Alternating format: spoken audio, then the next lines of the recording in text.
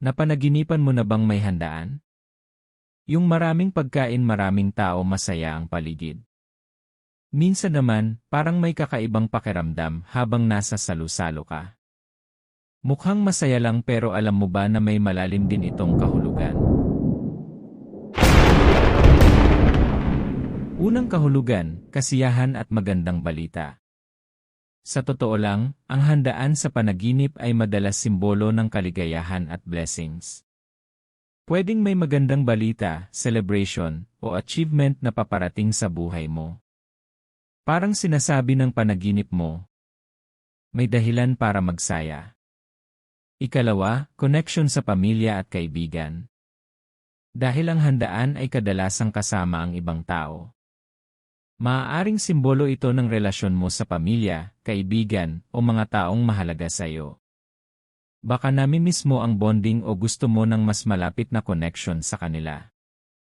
Ikatlo, abundance at kasaganaan. Kapag maraming pagkain sa handaan, posibleng simbolo ito ng kasaganaan at opportunity. Hindi lang sa pera, pwedeng sa emotional support, love, o blessings. Ika-apat, takot maiwan o hindi belong.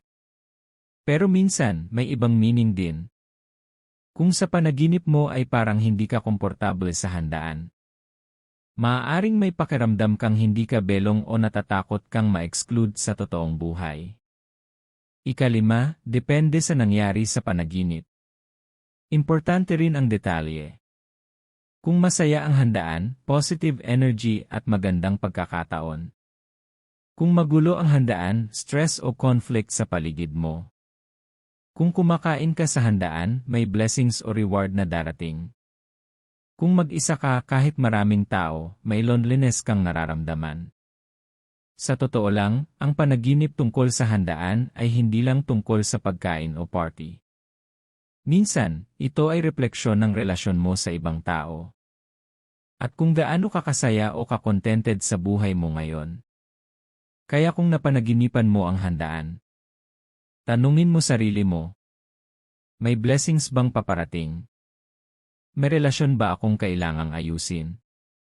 Kung nagustuhan mo ang video na ito, like, share, at subscribe sa Dream Science UI. Para sa mas marami pang kahulugan ng panaginip. At ikaw, masaya ba o kakaiba ang handaan sa panaginip mo? Ay comment mo sa baba. Hanggang sa susunod.